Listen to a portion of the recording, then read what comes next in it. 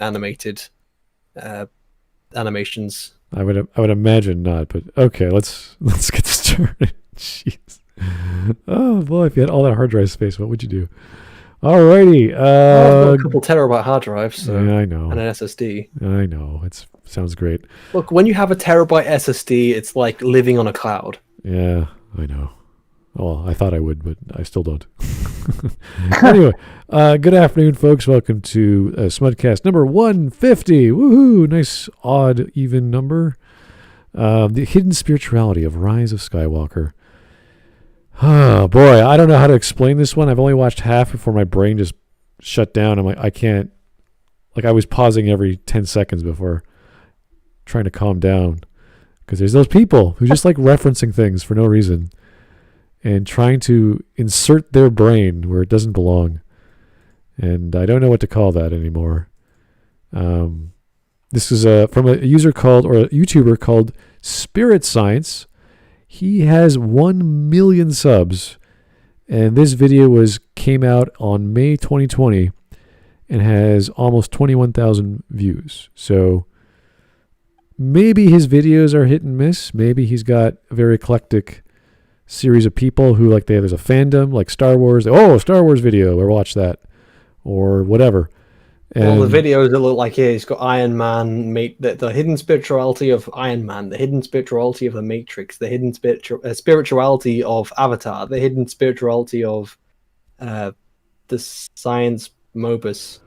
Right. So it's a lot of weird reaching that is any rational person of some intelligence in a post-secondary program where there's a strict focus on making sense.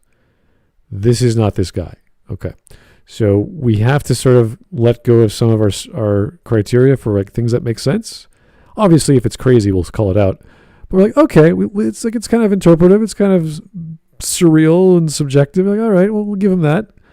But after a certain point, at least be logically consistent. At least tie the connections to what do you go? Is this like a Norse mythos? Is this an imagery for Christianity? Because he jumps around a lot, not just the Bible, but the Tao Te Ching. He goes into Joseph Campbell, it's just random crap. And if you think this way, if this is how your brain operates when you look at a movie or a book and you're like, oh, this reminds me of this story, and this reminds me of this other story from another author in a completely different genre of different ideas that I've completely unrelated to the topic. You're unfortunately, you're interpreting movies wrong. That's not how a narrative works. It is not a buffet of ideas that your experiences reading books have brought you to. It is a focused, very singular idea of clarity and expression of whatever you wanted to write about. Not at least should be. Well, I mean, you can write weird stuff that is crazy, like a stream of consciousness, which is all over the place. But even that is a technique that has a specific use, as opposed to putting everything in a shotgun and firing at the wall and going, this is art. So anyway, you guys ready? This is going to take only 9 minutes, but it'll take us about 2 hours. So Yay! Okay, Jake the Surgeon. Hey, how's it going? Sees the title, Lead Chips Must a Favorite of His. Lead Chips. Okay, I'm going to accept your grammar because I know it's going to get worse from here on in. But all right, let's get going. Star Wars 9, End of an Era, which I guess it seems like many are pretty happy Message that it's coming over. in. Rotten Tomatoes, Patching it 52%. Oof. Despite that the new films lack a cohesive plot bridging them all together, Star Wars since the very beginning has been steeped in spiritual symbolism. Very beginning, and shows Phantom Menace, linked to the which isn't magician named really the Jedi. beginning. And the concept. Funny enough, it's the film that was made in the middle. All right, Shady, you got to pause because we're missing a lot of good stuff here. So oh, sorry. Let's go back there. I keep forgetting to pause as I'm working on something else. I like to multitask. Well, keep multitasking. Just hit the pause button. Okay.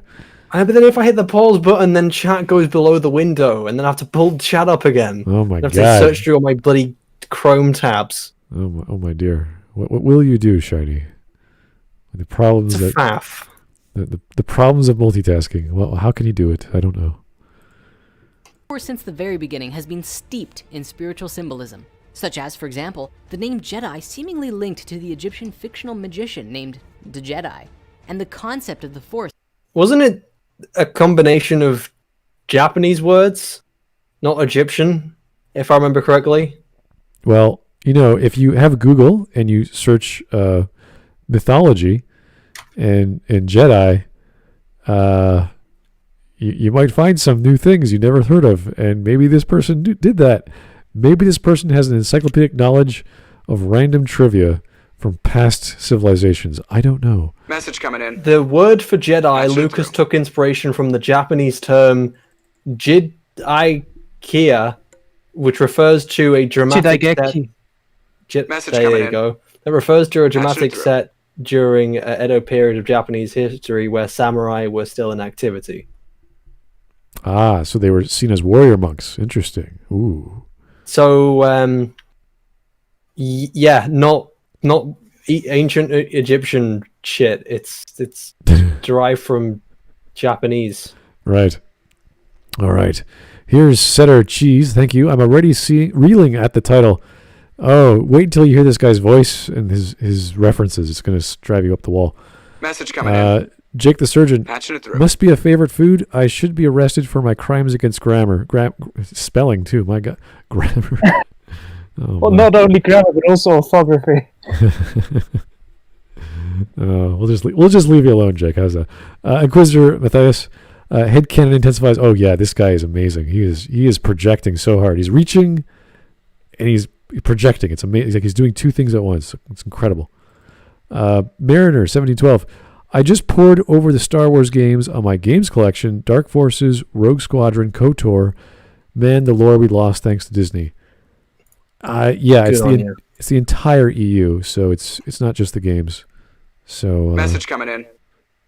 Patching it through. maybe Filoni will bring him back. Who knows? We don't know. Does he have that authority? I have no clue.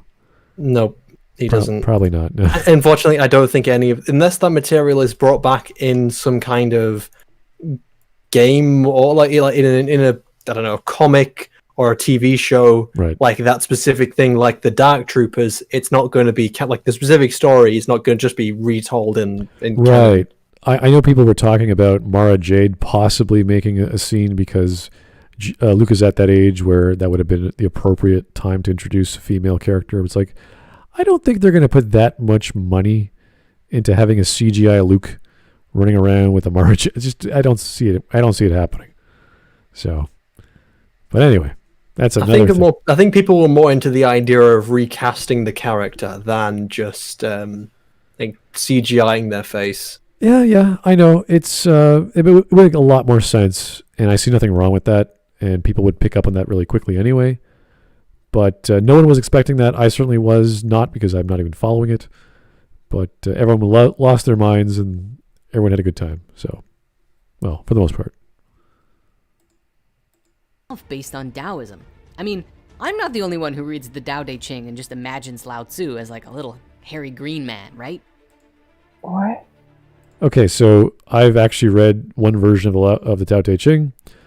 This is a bad joke. He's just making a joke. Okay. Yeah, no, it's just such a bad joke. Yeah. So, Rise of Skywalker, let's break it down. Oh, BT dubs, spoiler warning, but you knew that already, didn't you? The movie begins with Rey meditating and gently levitating. She's asking, "Be with me, be with me, be with me," calling out presumably to Luke or the other Jedi to support her. No, it's very easily stated that she's trying to call out to the dead Jedi. It's not like ooh, who is she trying to call? Ooh. And then it's a setup for the final stupid moment where the Jedi start speaking to her. I'm gonna give him this one because this actually is the same verb, like being with someone, like connect with someone. I think that's fine because No, but he's trying to act like it's mysterious. Like, who's she doing it to? It's like, no, we're told. right, It's not mysterious. Yeah, it's quite. The film is quite explicit about it. what she's trying to do, right? But it's what he's saying is not incorrect. She wants to make a connection with someone. But it's also stupid because, like, it's the one thing she can't do. She can do everything apart from talk to the Jedi who are dead.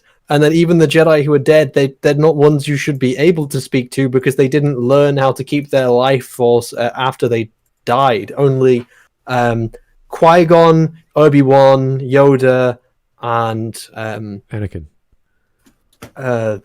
Vader was able to do it. Magically. And also, of course, Luke. So I don't understand where the hell, like, I don't know, Mace Windu. When did Mace Windu learn to keep his life force after death? How did both versions of Obi-Wan be able to do that? Yeah, that was especially strange. But very soon she says, you're not with me, with reluctance, and returns with disappointment to the ground.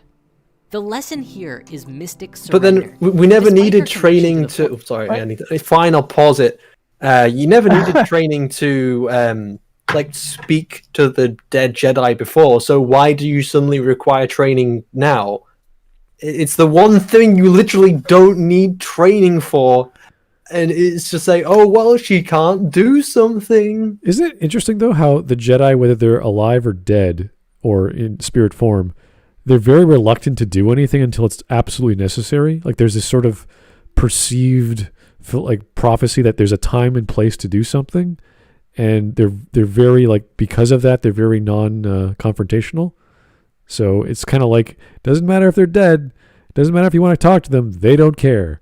They're just not going to do anything until it's the right time, and then they're going to do it, and that's when it matters. And I think that's kind of the idea behind this this spiritual connection they have with the future.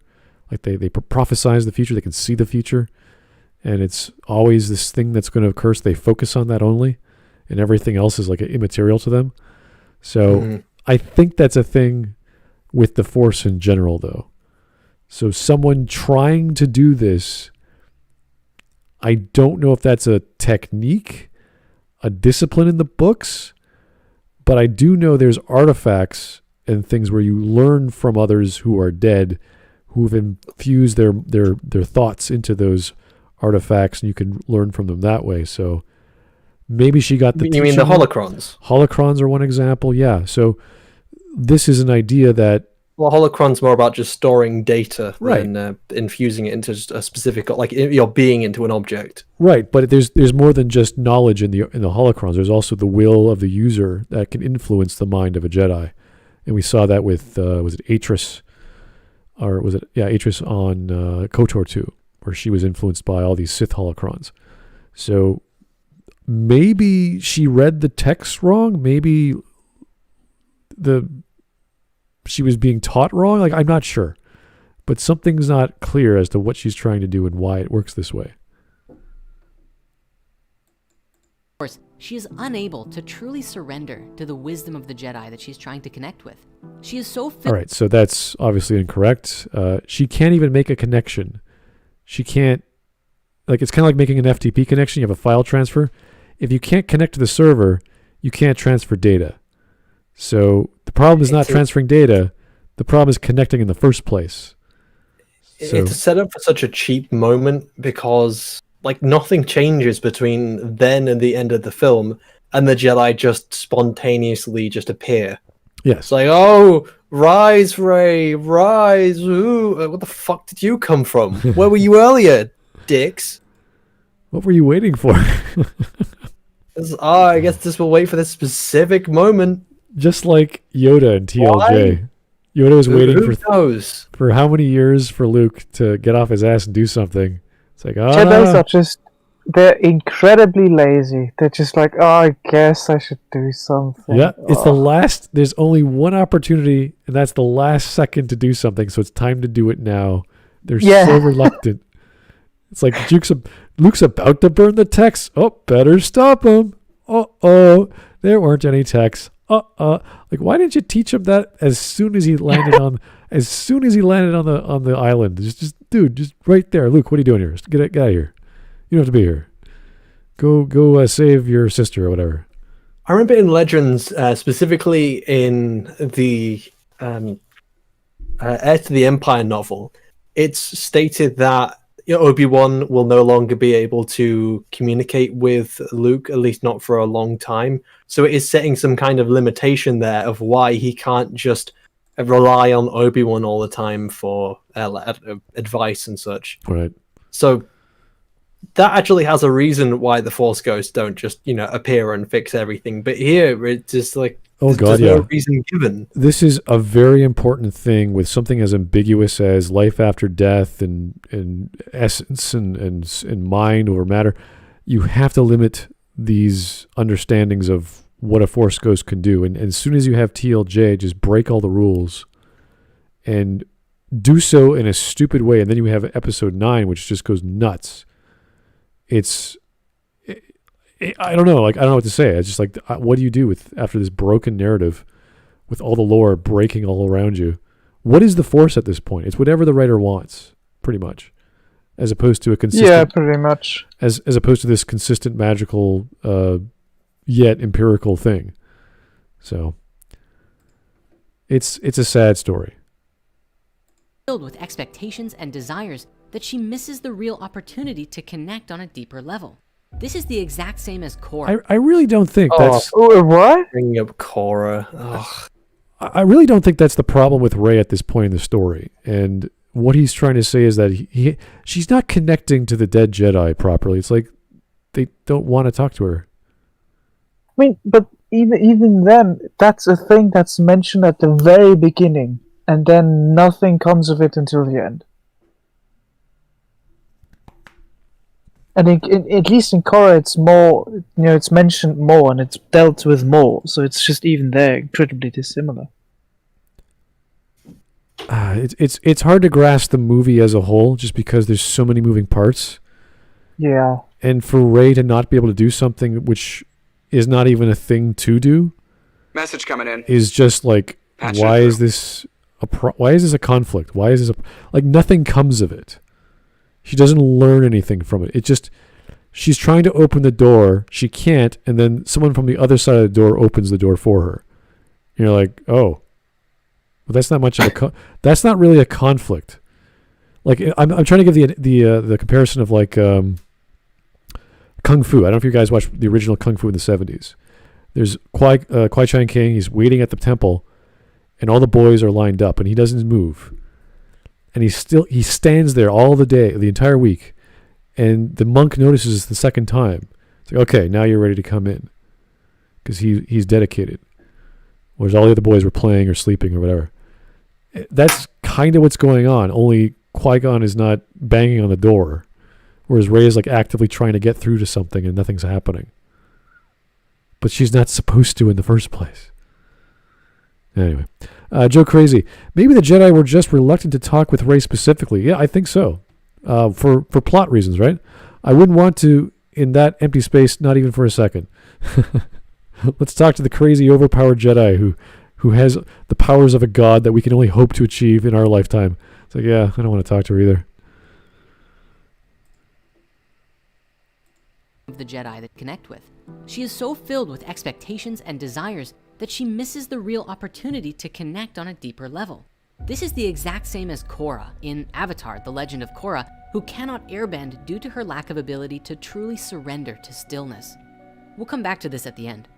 Yeah, and then this character somehow finds spirituality and connection to, I don't know, inner peace by fighting in a tournament when she's explicitly told by her mentor that this is not how you learn airbending.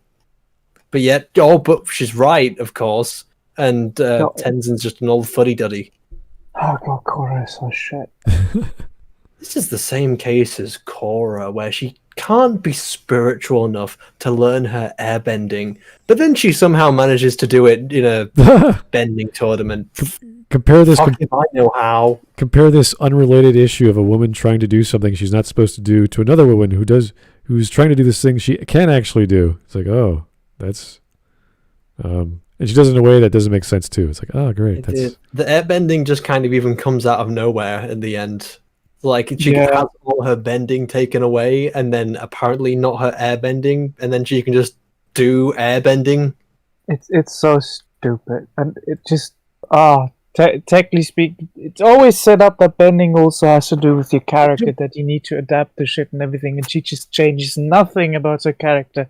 The and way just you set up, unleashing like, to it. yeah, okay, the Korra actually seems like a perfect way to set up our protagonist in the beginning. So she's Yeah. strong-headed, she does it her own way, and she strikes out against her mentor. But then the problem starts being is when she's actually just proven to be right. It's like, no. The mentor is supposed to know what's right, and Korra is actively doing the wrong thing. But yet the story is saying that it's the right thing. What it isn't. That's not what you're supposed to do. I've yet to see this show, and I'm glad I haven't. Yeah, you should. Now, one of the most profound scenes in this movie actually happened in the caves of Pasana. Ray and company find themselves trapped in these underground sand caves with no apparent exit. They find the dagger they were looking for. Super easy, barely an inconvenience. And then they encounter the Vexus snake, this big, angry puppet, serpent, who most certainly looks like it's going to kill them all. Recognizing that it's harmed though, Ray uses the force to heal the serpent, which opens up a hidden passage. Now, why is this significant at all? It knocks down some rocks and then they escape. I almost expect the Zelda sound when you solve a puzzle. It's almost like in like a video game where like you defeat some boss like a big bat or something, and then the big bat crashes into a wall, and it's now opens up your escape. Yeah, this is the Skyrim dungeon experience where you finish the dungeon and then there's a doorway that goes directly to the entrance. It's just right there. You just don't see it. It's just revealed by completing an objective.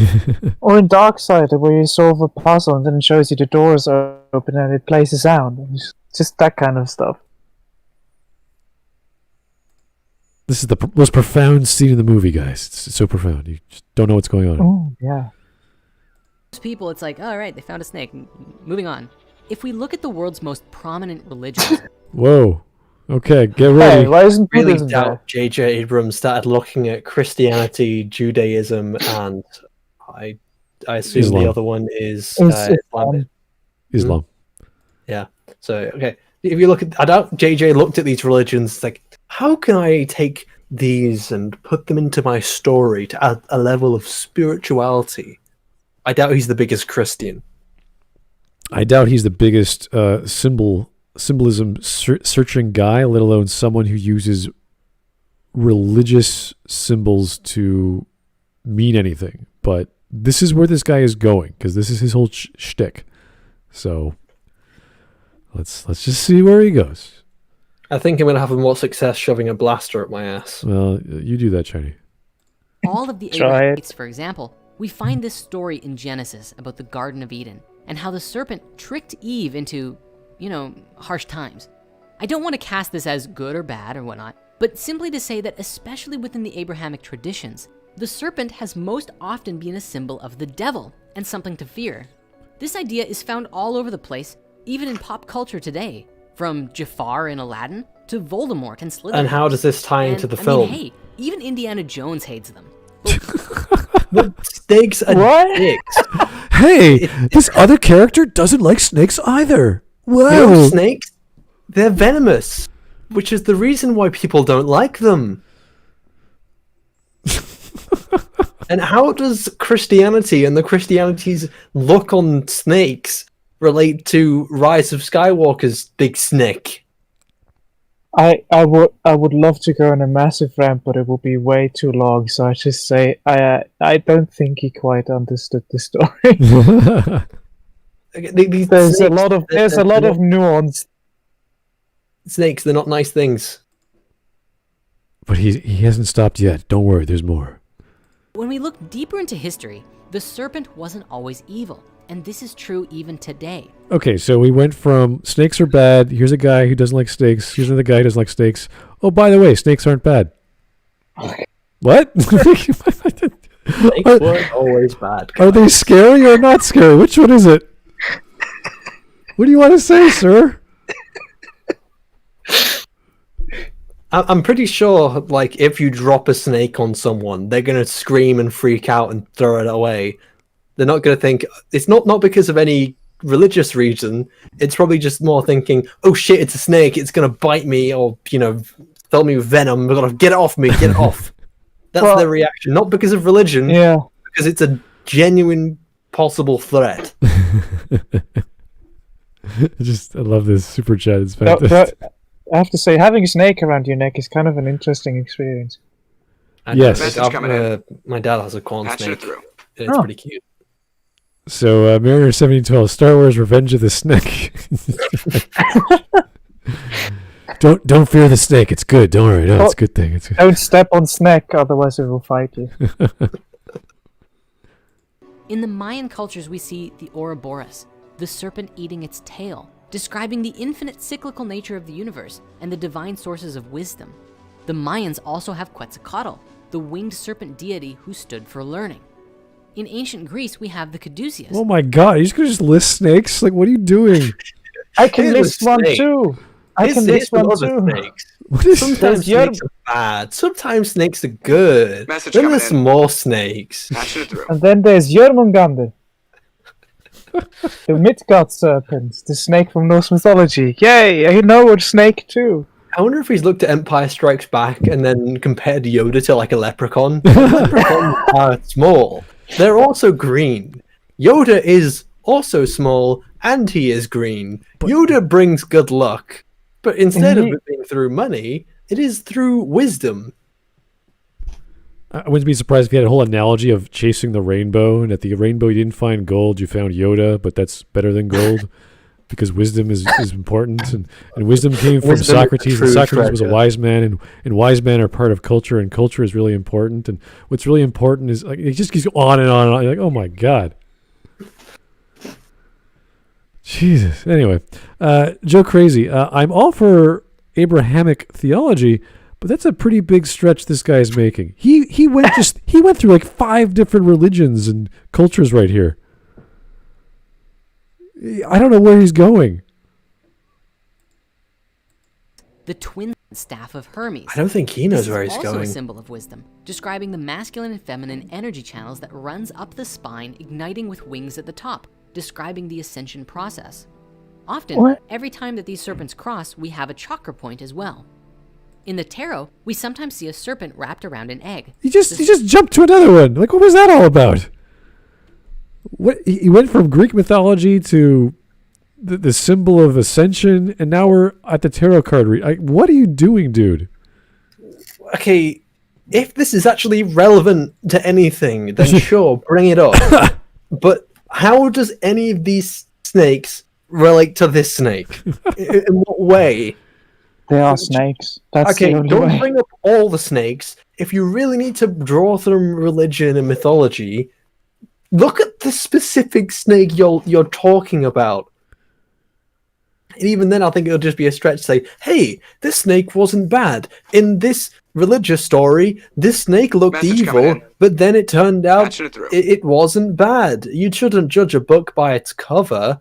Also, just listing snakes and their symbolism in different religion doesn't quite relate to how it's relevant to that scene in the Rise of Skywalker. That was my point. I thought he was going to say something about medicine, how that's the symbol for medicine, and Rey was healing a snake, and it's so ironic. Oh, but he could have gone there. Oh, wait. He could have. Well, with the chakras, you could say, energy is like the Force. And she used the Force to heal it, so she transferred chakra energy from her to the snake. Oh my god, it's like Naruto. Oh. Yeah. Like my Japanese Japanese she cleared anime. her chakras so she could unlock her true power. This is just like Avatar: The Last Airbender. You mean Metal Gear? Yeah, well, I don't know. Metal Gear. You see, like the snake in Metal Gear. He also has a character arc of looking evil and then turning out to be the good. I don't know. I've never played Metal Gear. If only he had chakra healing energy. Oh, if only Snake had chocolate here. Oh my god, he could take on his twin brother. Liquid Snake. Liquid! Oh god. Let's keep going before we drive ourselves nuts. Joe Crazy, I get it. Snakes show up in multiple cultures. It's a neat factoid, but get on with it. Do you know why? Because snakes are fucking everywhere. They appear on every part of the globe, on every continent, apart from maybe Antarctica. Yeah. That's the reason why it appears in many religions, is because there's a lot of fucking snakes. And then very few of them are good. Have you ever met a nice snake? I have. Very few. Yeah, they're domesticated. Okay, a nice wild snake, not domesticated. Yeah, well, okay, that's true. Because, these snakes have had to be domesticated to be nice. Yeah. Taker 610, the Abrams Homic theology, I guess you could say? Abrahamic. Abrams hammock. That's great. I like that. J.J. Abrams hammock. Yeah. Hamming it up. Yeah. Hammocking. Oh, dear. That's just silly.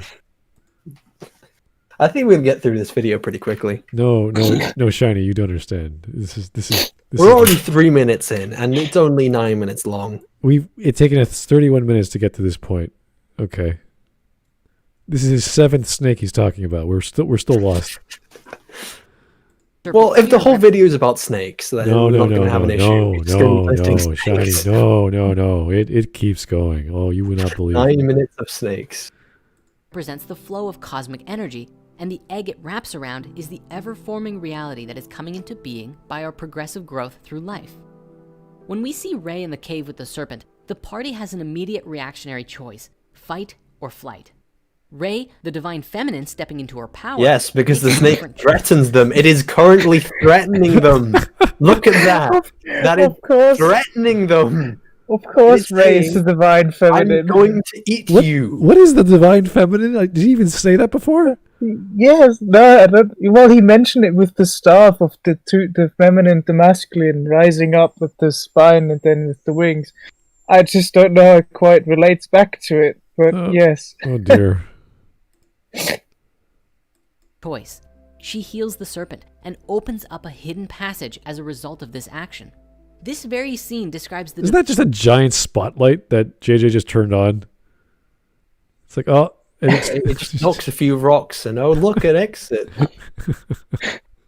Just imagine if they had a shot of them walking towards the hole and then they didn't cut early enough and they just throw over the spotlight and just falls to the ground. Yeah, this has to be like Wit and Folly's like long lost brother or something. Oh no, this is on another level. This is like crazy.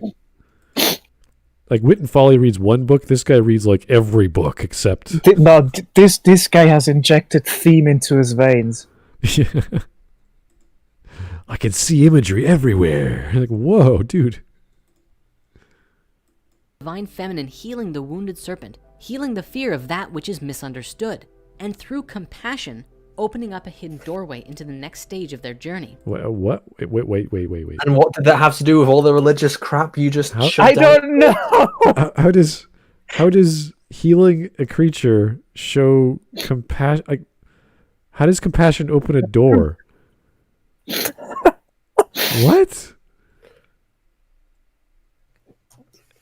I don't... Compassion is a door that opens the road to enlightenment. That's the only thing I could connect it to. Yeah, but how does that have anything to do with a snake? I don't know! As I said, that's the only way I could connect it to the religious stuff before.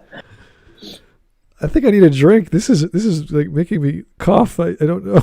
Maybe because Rey showed compassion towards the snake? Well, imagine the snake didn't have a wound. Like, what would happen? She would have killed it. Maybe? Yeah, it would have been, if it wasn't wounded or something. She would just have given it a good old hug, and the snake would have said, "No, that was a mighty fine hug." Here's a doorway. Bye-bye.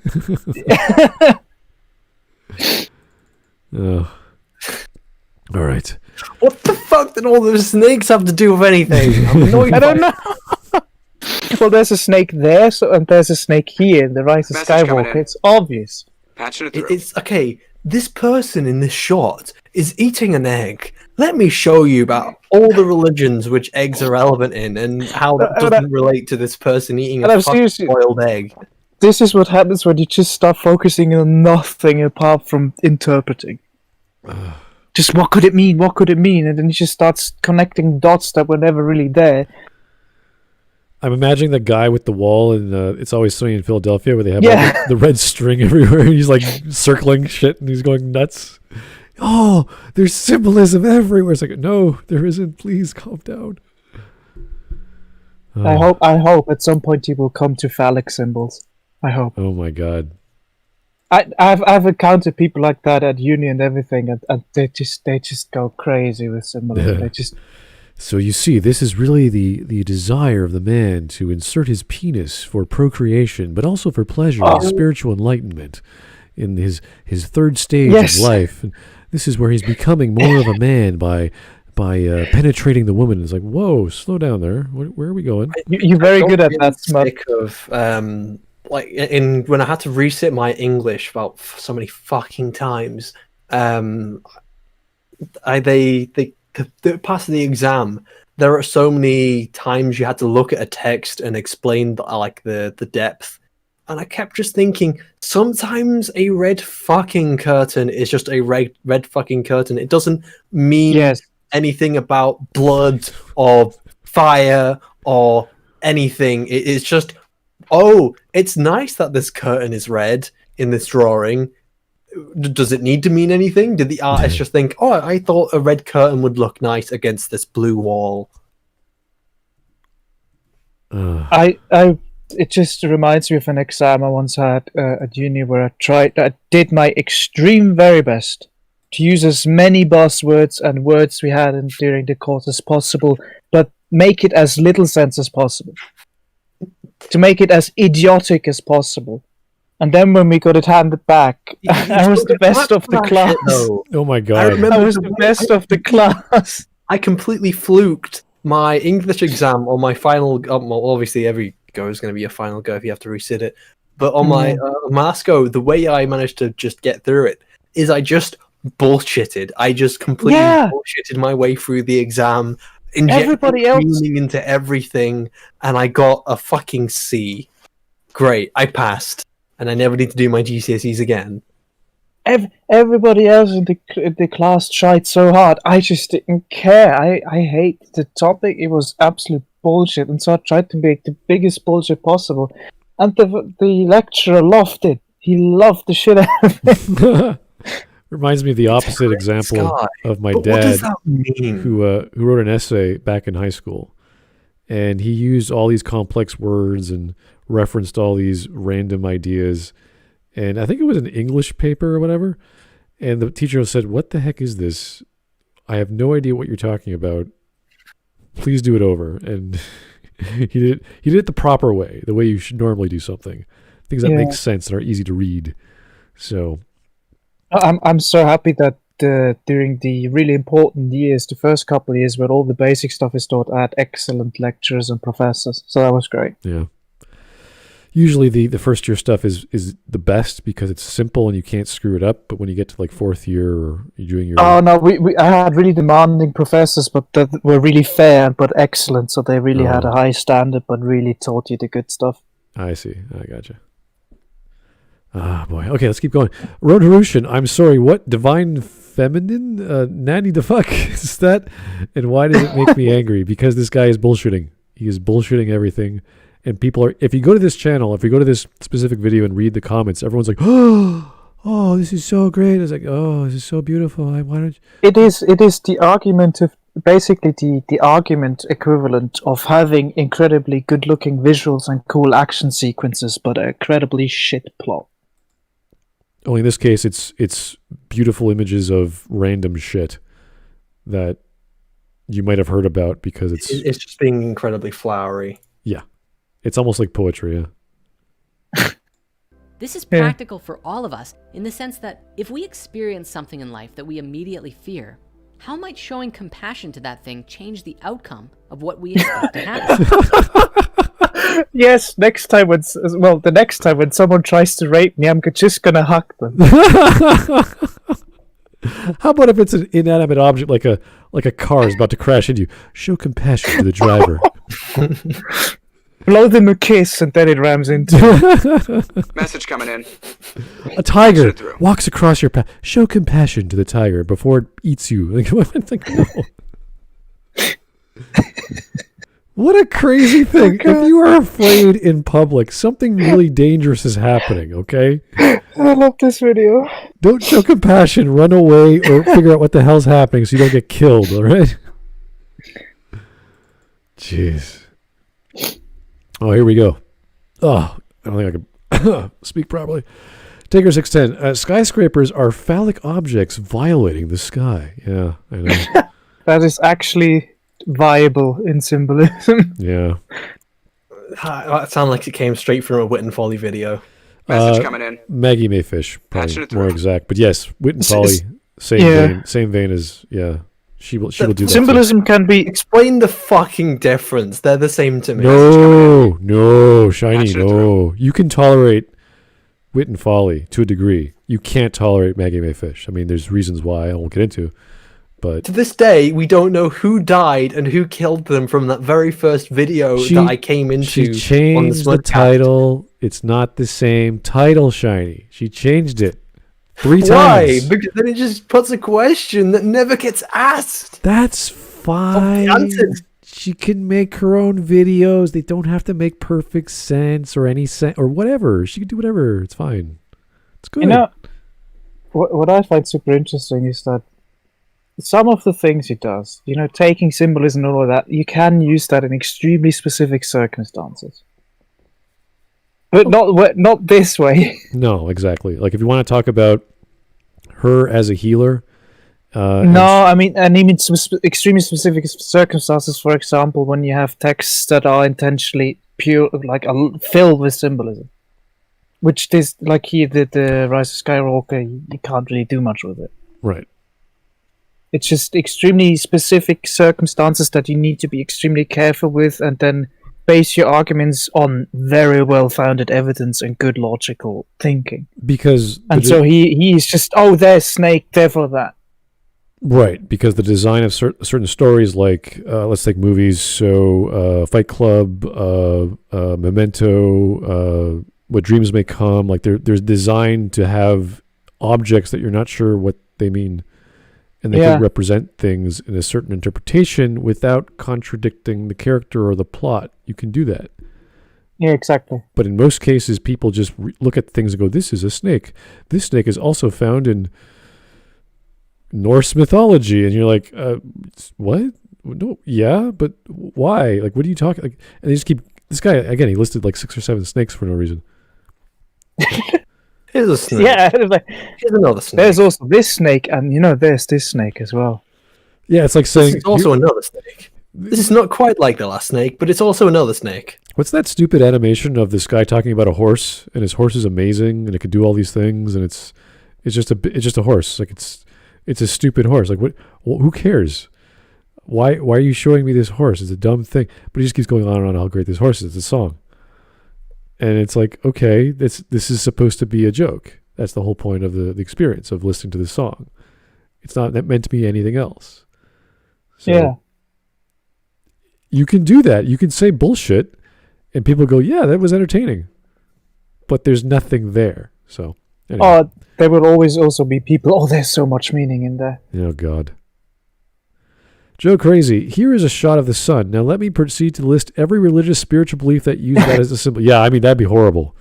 I wouldn't be surprised if he actually did that in The Force Awakens when the sun is being absorbed into the Starkiller base.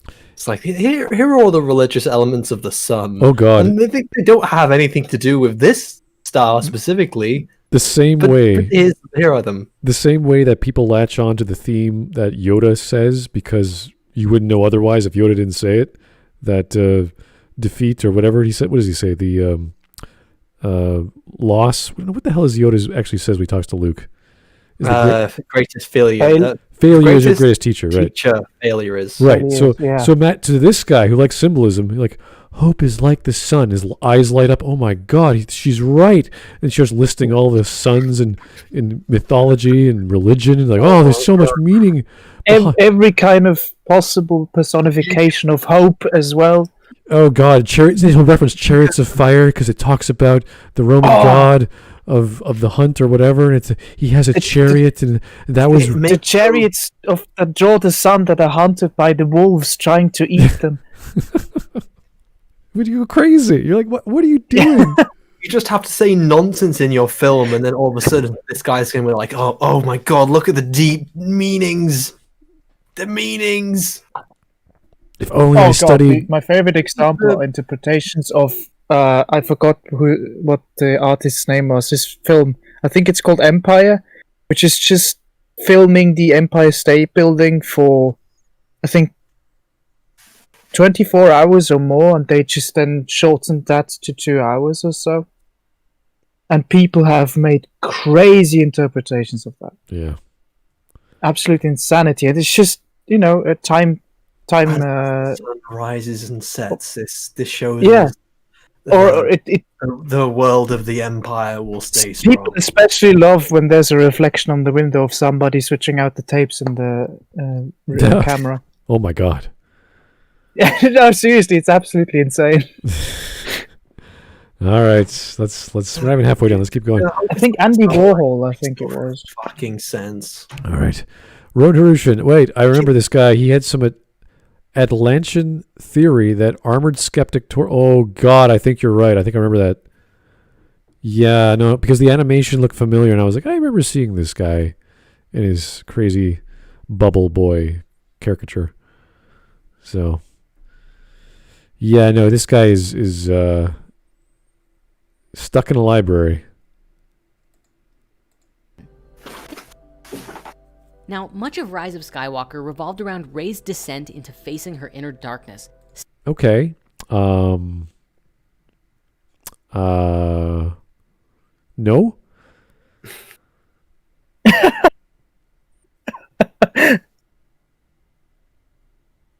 It wasn't about that.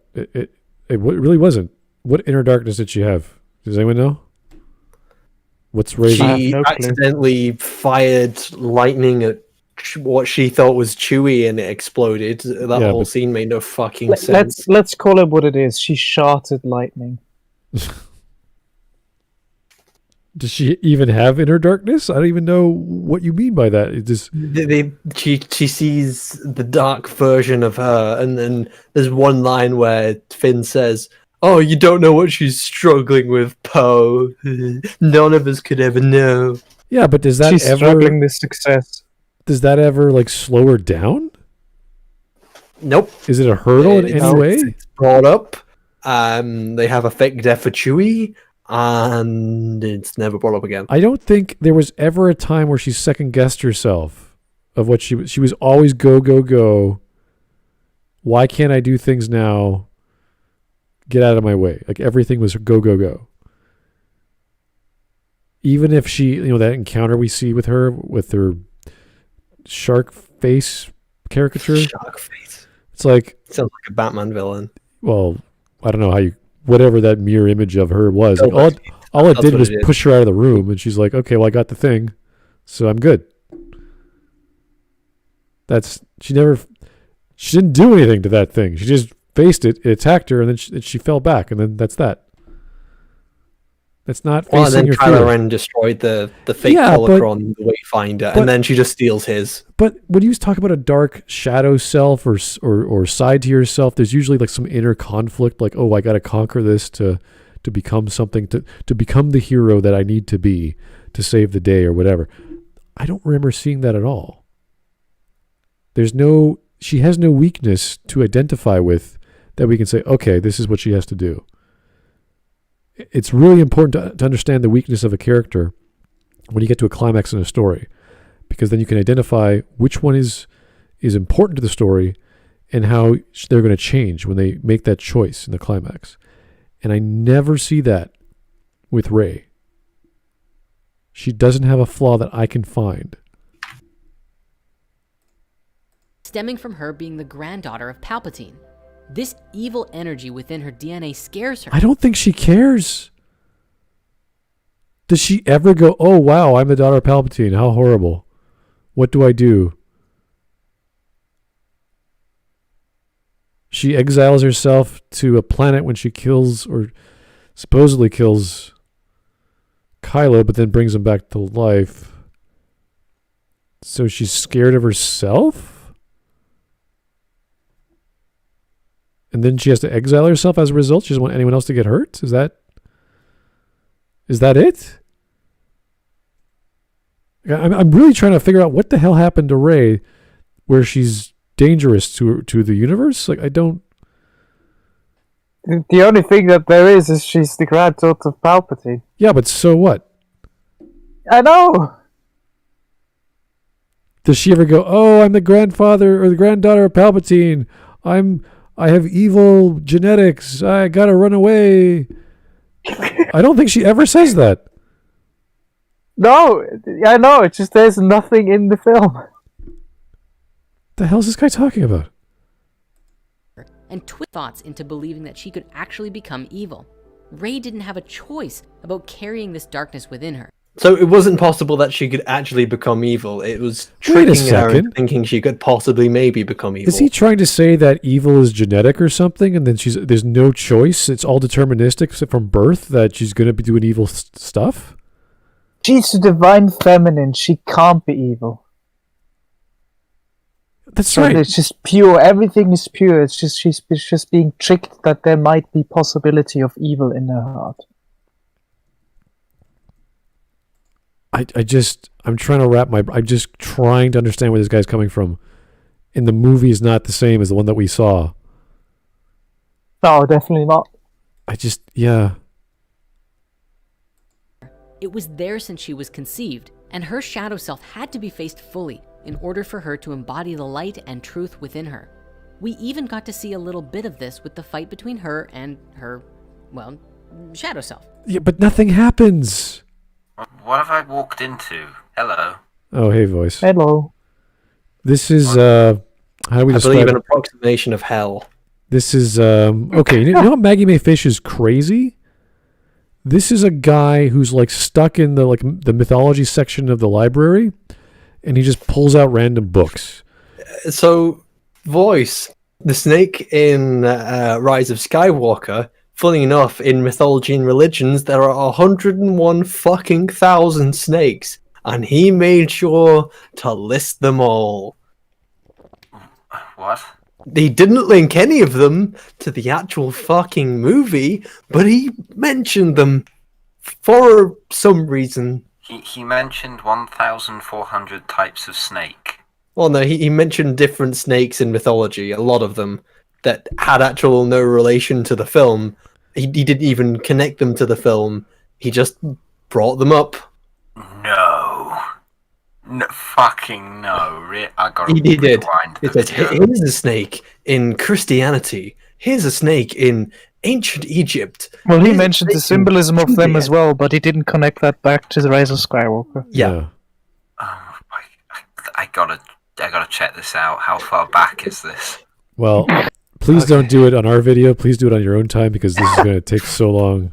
We don't need to Spare learn about us. the snakes Yeah. again. Yeah, I think Spare us. the chat is going to go nuts if you do that. Be like, oh my god, not again. So Just fucking snakes.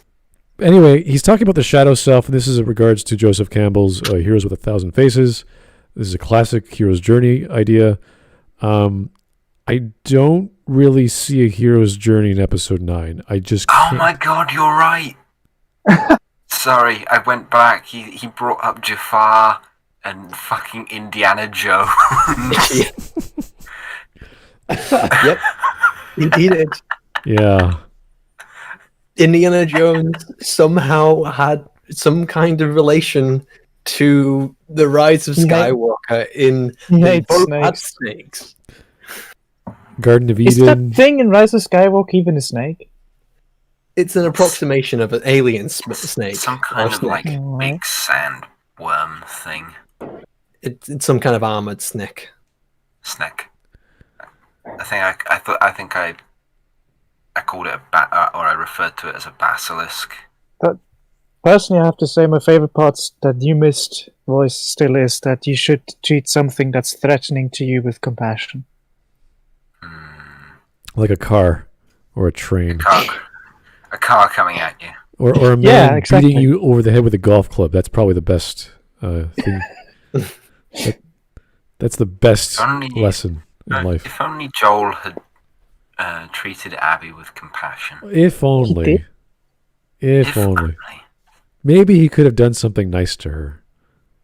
Like save her life or something like that. Well, that would be the best thing anyone could ever do for someone, obviously. But that's not enough. You gotta do more. The spiritual lesson here for all of us is that often it's not our faults that we carry darkness within us. Often there is hate, fear, shame, guilt, or more that is imposed upon us from a young age from our environment, often coming from abusive others in the world, including... Wait. Hate forced onto us by others is in, like, they're the one doing the hate. Or... Because the way you're saying it sounds like that, but then the context makes me think you're trying to talk about, like, we have hate within ourselves because that's put into us by other people. I really like the picture of this guy who has, like, a halo for hair. It just sort of encompasses his entire skull. Yeah.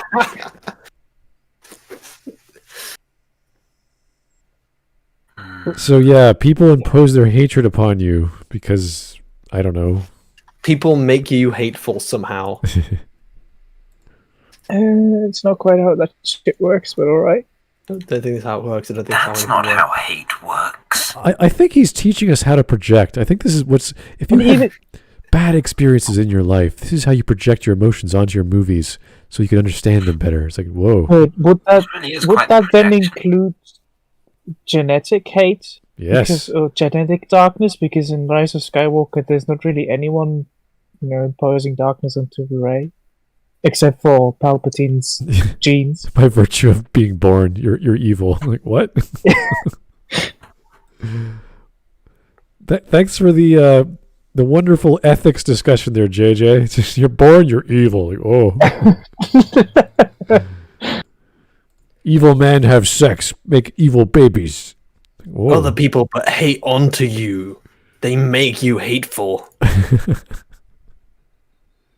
but not limited to your friends, and even though the trauma isn't our faults, we are responsible to do something about it. Wait a second, the trauma isn't your fault. So you have no control of over your emotions? You're just this bumbling fool and people just beat you over the head and you just like take it? Finn?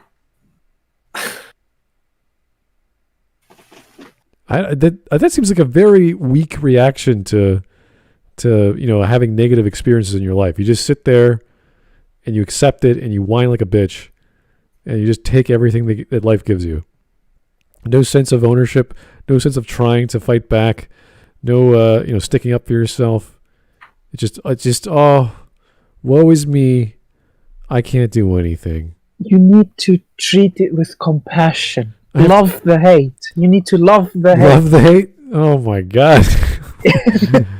Was that the message of Last Jedi? I can't remember. I thought it was to do something with failure, but no, it's to love hatred. Oh my god.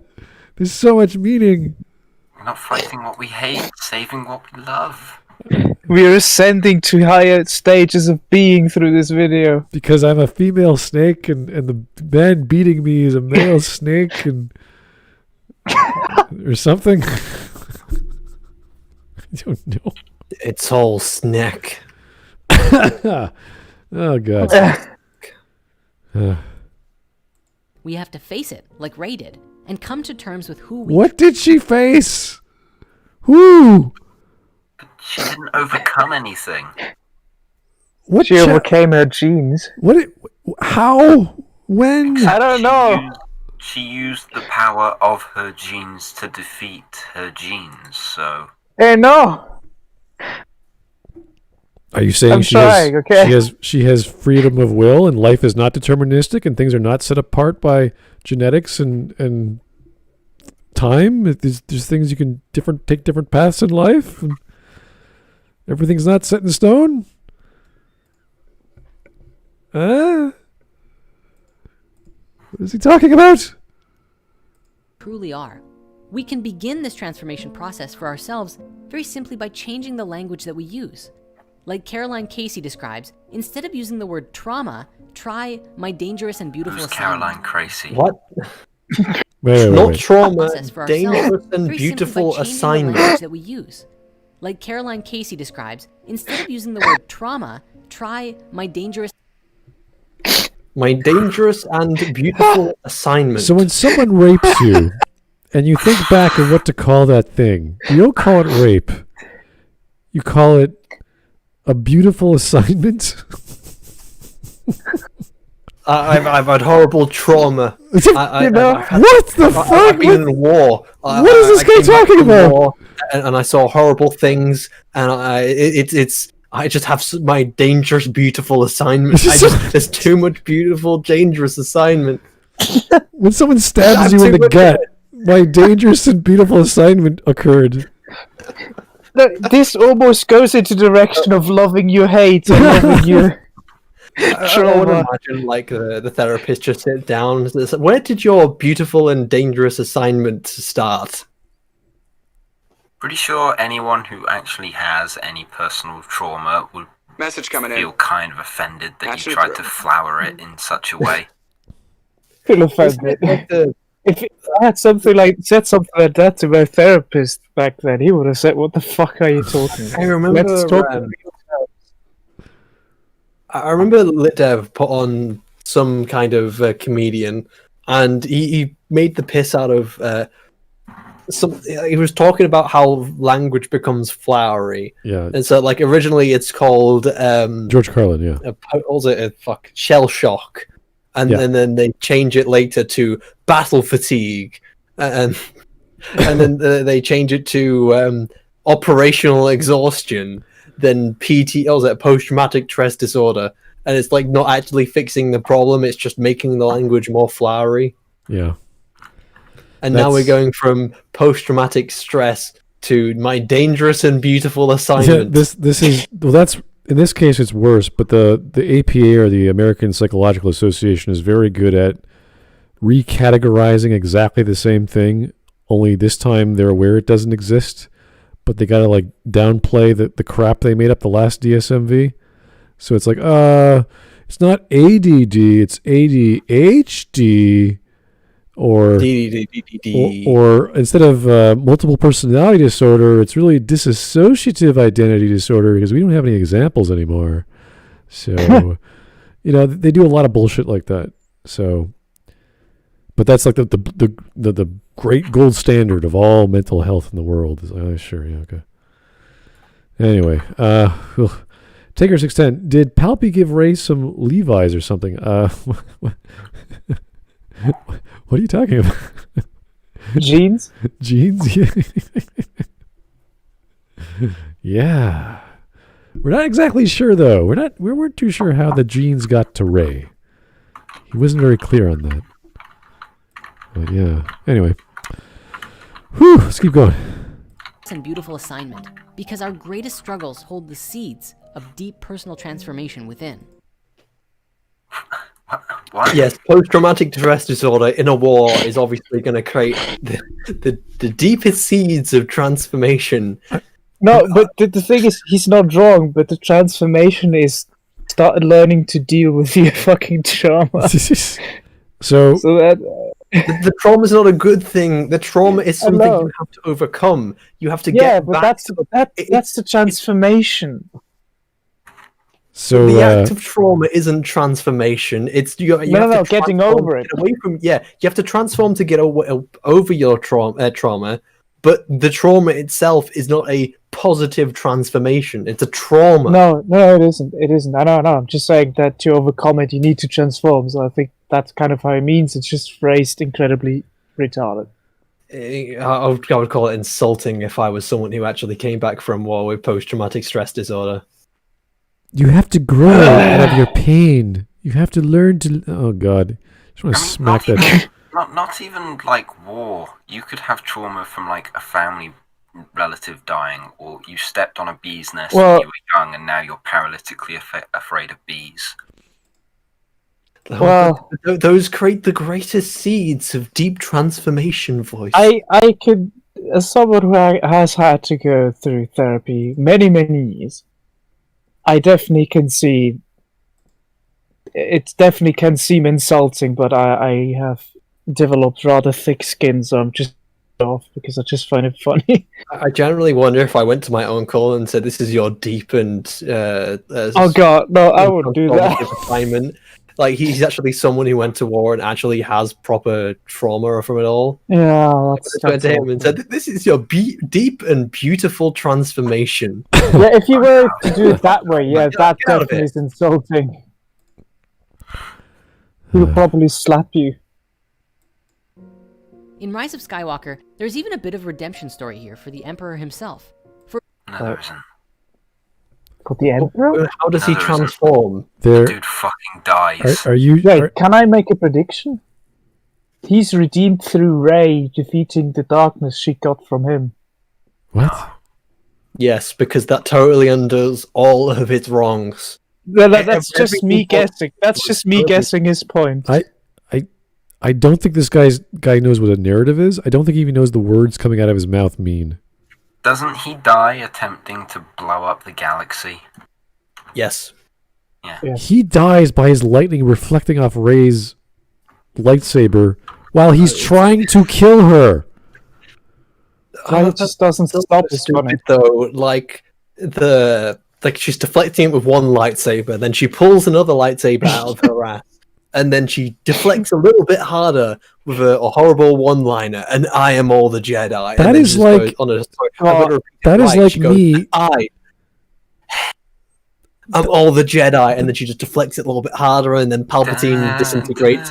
And where the fuck did the explosion come from? The explosion just comes from nowhere, and it destroys the entire place. That is like calling redemption. just- Luke if trying you to might kill just- Kylo Ren, right, in his sleep. And instead of Kylo Ren blocking whatever, knocking the house down on Luke, he grabs Luke's arm and drives his lightsaber into Luke's chest, and then saying, "Well, obviously, Luke found redemption through Kylo."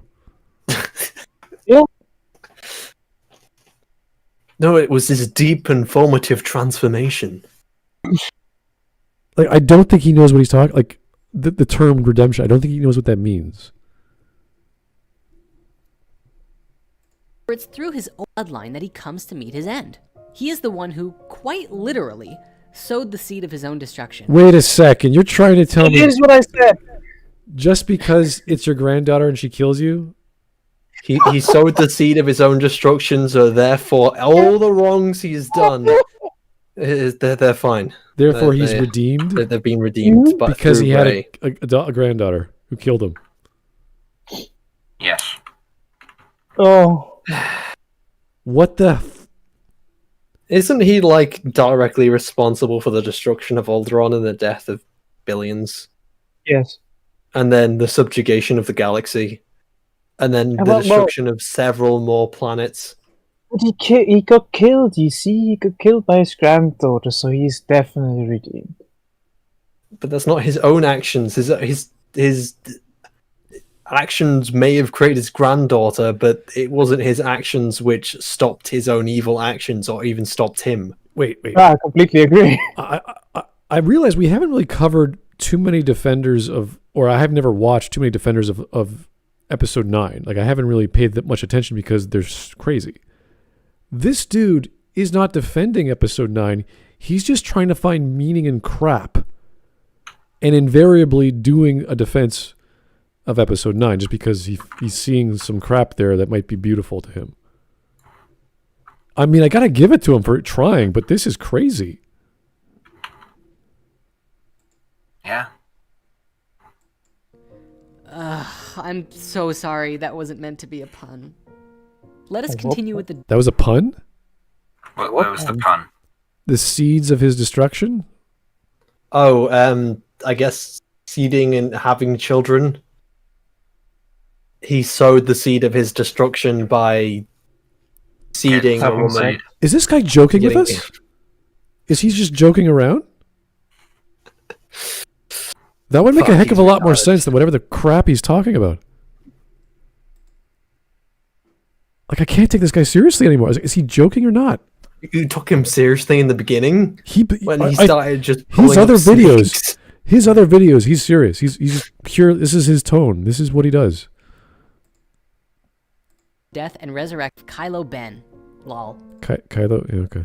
You see, Kylo in the Ben. ancient mystery schools and throughout many religions and spiritualities, we find this idea of What the hell kind of religion is this? I've I never. have no idea. I've never seen a butterfly winged, glowing T-pose person before. I don't know what this is. Well, With obviously it's painted Navi, background. and Navi very heavily relates to the plot of Rise of Skywalker. It's a guiding light. Hey, listen! Hey, Hey, because Ray, Ray listen. Ray Ray listens. listens to the light. Ray She listens to defeated the dead darkness. Jedi. oh, she's attacking Oh the my- darkness with magic missile. Ray, listen, Ray. Ugh. spiritual death and rebirth. The death and rebirth. That what? No, don't stop! But you just would. Oh. Keep going. No.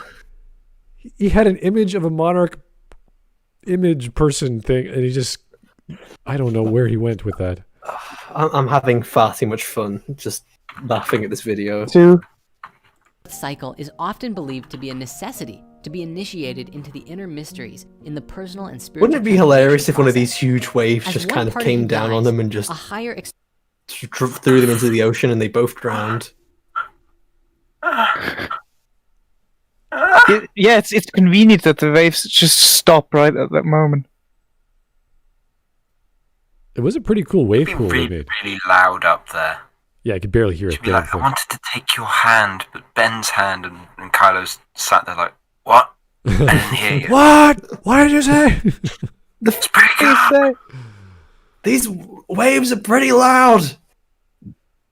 Can't hear you! Use your mental Jedi god powers to read my mind, and I'll read yours. Rin Wesley, I still say shell shock because it's connected to war and combat. These days, you can claim PTSD if someone calls you a name. Aww. Someone named me whiny. I now have post-traumatic distress disorder. At least Message they put coming the in. effort in to make Patch the it name through. rhyme for you. Shiny whiny. expression of you can come to light. This is found in the threefold sequence in the tarot: the Hanged Man, Death, and Resurrection. We see None this of these happening have in the anything last to do fight with the between Rise of Rey Skywalker. and Kylo Ren. No, Rey no, it wins the doesn't. duel with the help of Leia, who together reflect these two aspects of the divine feminine, the youthful and mature energy. What? She fucking cheap shots him. She, Oh, how So the you're hell? mourning your dead mother? How the hell is a tactic where someone dies thousands and millions of light years away allows you to win the day? What kind of, hey, Ray, I'm going to die so you can win a battle. Leia must have been such a bitch. She's like, okay, I have right, here's what's going to happen. I'm going to kill myself, and while my son is grieving for me, you stab him in the chest. I just have a question. How do the Go on. tarot cards he just mentioned connect to the two variants of divine female? Don't the tarot cards Because I have don't see a certain... connect. Yeah, they have certain symbolism the way they're played as well. The Hanged Man is... Yeah, no, it just Yeah. he didn't mention anything how the two things connect. He just mentioned one thing and then said another. Or did I miss something? No. It was like 3 seconds of tarot cards. You're like, what? Yeah, she's like.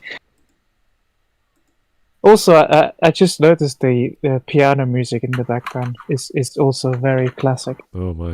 Yeah, it's been playing for this entire fucking video. Yeah, I just noticed now. Just At least it's not the same fucking piano music that's used in every single video. True enough. I like this. This dude thinks he can Jordan Peterson The Rise of Skywalker into something deep. I don't... I don't think Jordan Peterson would do crap like this. I mean, he'd give you like an essay on one idea. Like, Yeah. you'd be like, what At was least- the topic? At least he would talk about like Yeah, I think he made a relation between character flaws and like real flaws in people. I remember that one at least. And like he's going to talk about something, he's going to at least have a fucking connection to like the topic. Like, he'll have a point at least. Also, when he talks about religion, he makes a lot of sense and understands a lot about the topic and explain to you how it relates to psychology. Some of his lectures on that are actually really interesting. So we're not exactly sure what the divine feminine is. Yeah, he just mentioned it. But it made her win the battle because Leia was also the divine feminine, and she was helping Rey by killing herself to distract Kylo. So I don't know. Yes. Something tarot cards. Something, yeah, I don't know. And are able to bring the chaotic masculine to a stillness. The chaotic... What? By killing him? Yeah, I mean, that is a kind of stillness. Yeah, it's the ultimate kind. I calmed him down. All it took was shooting him. Yeah. Rigor mortis is kind of setting in. That's still. Oh my god. That's what I usually do when my kids are screaming. The chaotic. I calm them down. The chaotic masculine. You kill the man. Can't be fucking serious. This video's real. Oh my god. I want to see what's the positive reception to this video. Like that. I believe people are eating it up, possibly. There's about 850 likes to only 70 downvotes. Well, Shiny, just the top. It's not even a pinned comment. It's the most voted comment at the top. Is hidden spirituality of the whole saga? Please! Explanation mark! Explanation mark! Explanation mark! Explanation mark! Explanation mark! In full caps. Shiny, just put all your thoughts and feelings down into a comment and tell them exactly how you feel, and don't leave anything out. This is going to sound weird, but you should totally do a hidden spirituality of Shark Boy and Lava Girl. I was listening to it with my younger brother, and I caught a bunch of stuff watching it. Shark? What? Is that a thing? Wait, Shark Boy and Lava Girl? It's a comment. Again, I will read it out. This is going to sound weird, but you should totally do it. Hidden spirituality of Shark Boy and Lava Girl. I was listening to it with my younger brother. I was listening to my younger brother watching it, and I caught a bunch of stuff. Oh man, I just had an idea. I'd love to see this guy do a hidden spirituality of 2001: A Space Odyssey. That would be fun. Oh god. No, no. That would be a nightmare. Fucking kill me. Can you imagine the first 10 minutes of just the monkeys? Like, well, you see, the monkey here represents Prometheus, even though there's no fire. But when they, he goes on and on about whatever that represents, and here the murderous intent of males as they attack another male who's not really alive, but the intention is the same as they crush the skulls with the femur. And you're like, okay, yeah, all right. Oh god. The boy who needs to step into manhood. The boy who needs to step into manhood by killing him. I don't think that's how character arcs work. When was this a journey for Kylo Ren? How? Why? When? What does murder have to do with like anything aside from the end of your story? You just don't understand the deep meaning. Rey healing Ben was very similar to healing the serpent, demonstrating to the masculine, who is now listening by the virtue of his defeat. By the virtue of the fact he's dying. And you've literally got no other choice. If you're dead, you can't listen to anything.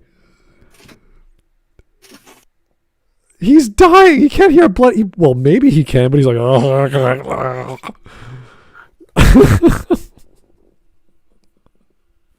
He's on his last breath. Oh, he's listening now. Glad you killed him, Rey. Now you can tell him whatever he needs to learn. And then Ray tries to say something really deep and meaningful, but Kylo's just like not responding. He's like, I can breathe again. Oh. Oh, you do stab me in my lung, you bitch. Oh, I see the light now. I'm a man now. I was like, Morty, I've got a hole in my liver, Morty. All I have to do is forgive myself by inventing a conversation with my father, who I killed. That connects somehow to the divine masculine as well. Who's chaotic, but now he's calmed down. Ooh. Love feels like. The result? Love feels like a stab in the chest. Okay, I'll give him that. He experiences not only physical, but a spiritual rebirth as well. Is it really? Is it really a spiritual rebirth? Can you color it? Can you give me a color? How does it feel? How does a spiritual rebirth feel, sir? Can you name it? Can you describe it? It feels like being stabbed in the chest and then being brought back to life. Can you describe the spiritual journey Kylo went on before he died? Can you do that? That'd be great.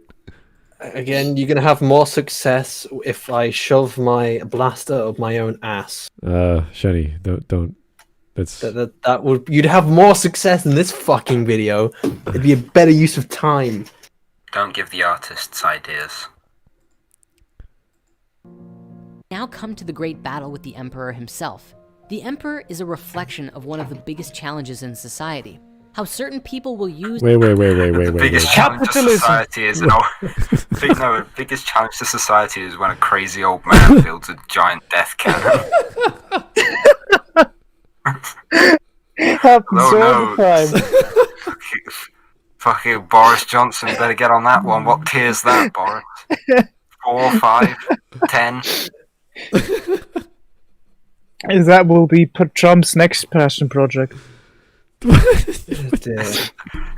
Trump just addresses people as like, stepping down as president has given me a chance to pursue other interests in life. Behold, Starkiller Base.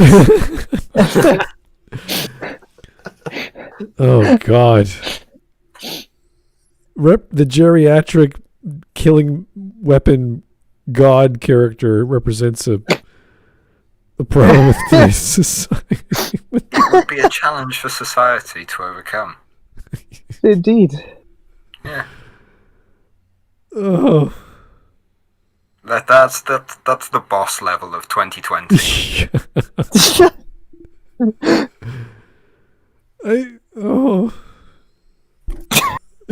That perfectly describes the reaction to this video.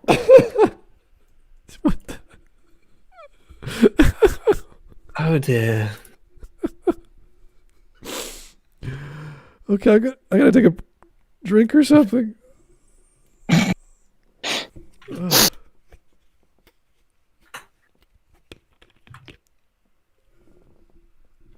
You're right there, Smud? Oh. If you're dying, it's completely understandable. Okay, all right, we're back. Let's just rewind that because I don't know what happened. As well. We now come to the great battle with the Emperor himself. The Emperor is a reflection of one of the biggest challenges in society. How certain people will use and manipulate others in order to wield power in a selfish way, and shoot lightning into the sky. How is this?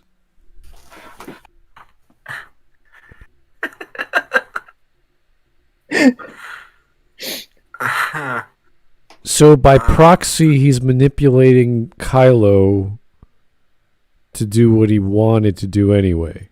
This video isn't real. I refuse. I mean, he's not wrong. He was manipulating, but that's just because, I told you so. It's always been me in your head, you know. Oh. I have been every voice inside your head. Yeah, creepily saying exactly the same way you hear me. It's like, what's this creepy voice in my head? Oh. Although Kylo doesn't even fucking care. Like, I've been manipulated. This voice of Vader I've been hearing this entire time was being by a guy who's trying to use me for his own purposes. And nope. If there's suddenly if there's suddenly a person who tells you, I've been all the voices in your head, wouldn't you just go like, hold on a minute? What? I had voices in my head. Well, not well. If we just accept that there were voices in the head, wouldn't you just go like, "Wait, hold on a minute. What does that exactly mean now?" I have no thoughts of my own. Like, yeah, isn't that babe hot? Oh my gosh, check her out, dude. Yeah, do it. You're like, wait, was that you? Was that you, Palpatine? Like, were you checking out chicks? Like, how does this connection work exactly? In his head, he's just like, that girl is totally like a 7 out of 10. You should bang her, Kylo. Kylo just like looks around like, Oh god, that makes the relationship between fucking Rey and Kylo even weirder. Okay, there's gonna be this girl coming out. Bang my granddaughter. Yeah, she's gonna be really hot. Okay, she's gonna be stronger than you, but it's okay. I'm gonna make it seem like you're weak, but you're not. You're a really strong male, all right? I make you seem extra wide just for her. Yeah, she's gonna be totally into you, but she's gonna kill you, but that's okay, all right? And then your dad's gonna come up. It's gonna be cool, all right? Don't freak out. It's gonna be your dad, and you're gonna thank me later, and you're gonna apologize to yourself, all right? All right. how does he know like Han Solo isn't a vision of Palpatisms? He doesn't.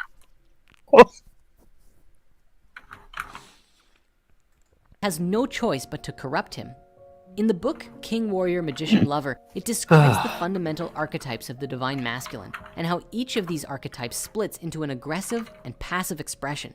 The Emperor is embodying the aggressive polarity of the king archetype, the tyrant.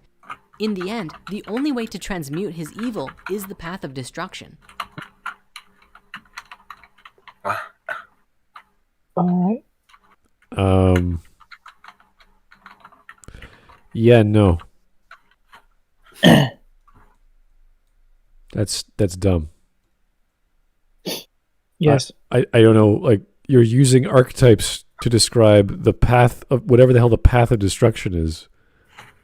So I will give him that. At least he's now trying to connect it to the film. I guess. But It's stupid.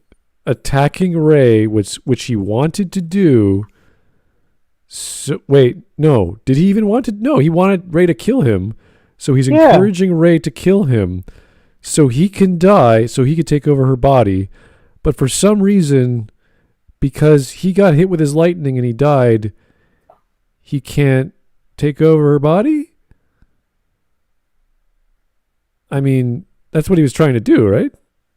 Mm-hmm.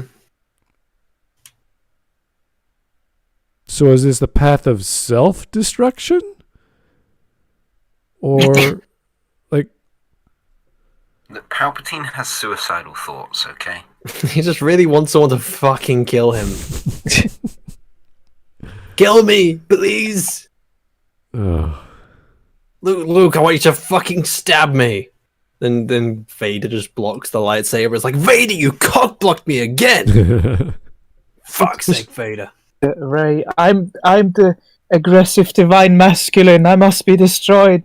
By myself?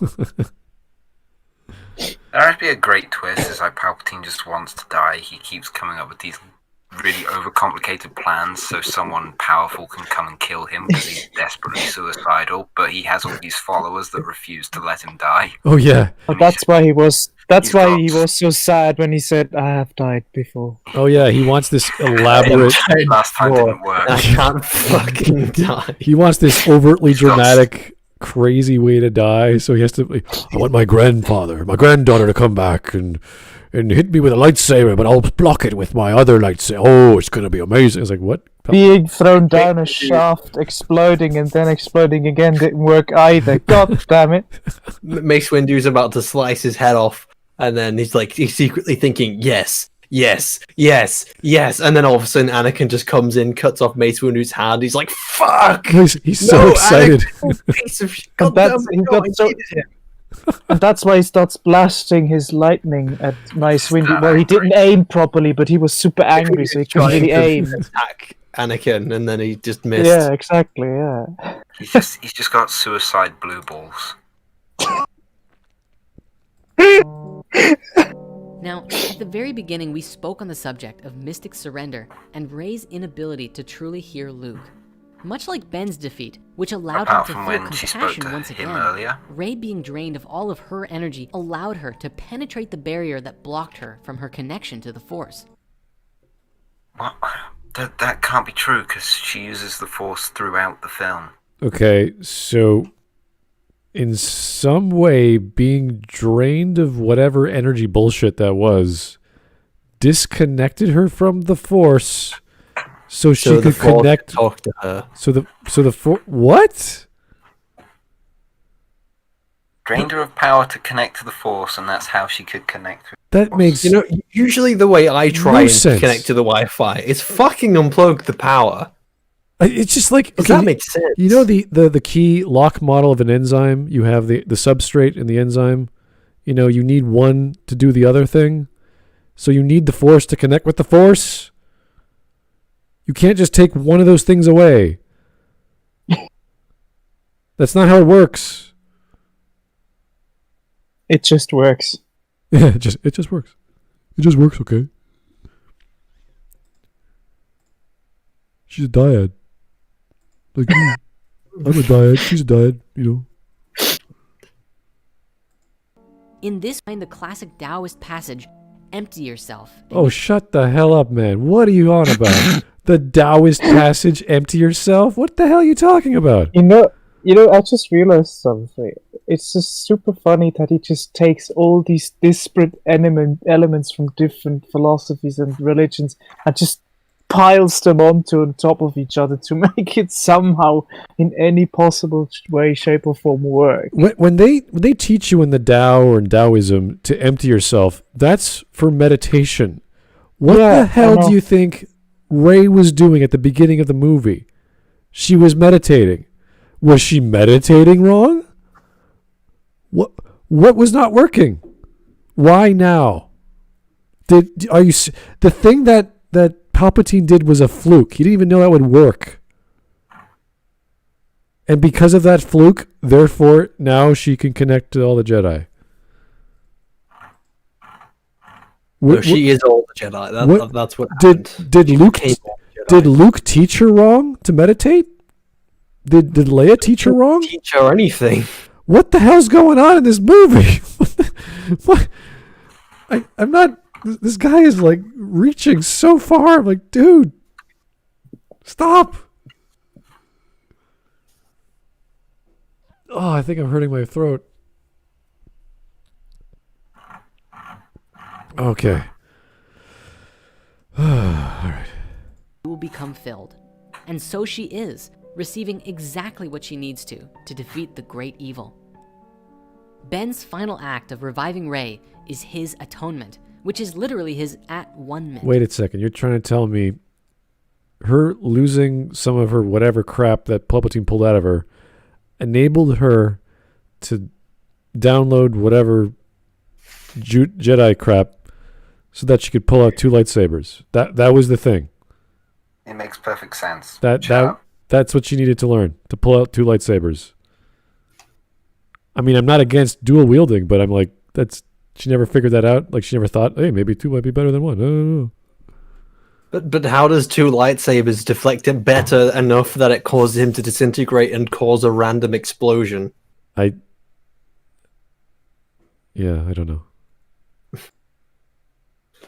You don't understand because spirituality. If there was like something amazing that the Jedi did or gave her that is noticeable and understandable, then it'd be like, oh, okay, that's the thing. They gave her strength to hold a second lightsaber. Yeah, it's like, oh, Rey, see that left hand of yours? Go grab something. Oh, what do you got? We got a lightsaber. Hey, now you're thinking. Go for it, baby. Like, that would have been at least telling her what to do. But they didn't do that. They just told her to get up, and she got up, and it's like, what? It is a giving back, the sacred apology of the masculine from its evil transgressions, and both him and Leia disappearing signals the completion of this cycle. I still don't understand why, like, Leia has been dead for so long and she doesn't disappear till, like, the very end of the film. Right, I just realized that. You didn't realize that when you first watched it? No, I was way too busy laughing my ass off. Because like that would have been really weird. Like if all of a sudden, like, hey, Obi-Wan's just dead here, and then they're just taking him to the morgue, and like the body's just vanished. I guess because the film's over. Oh, weird.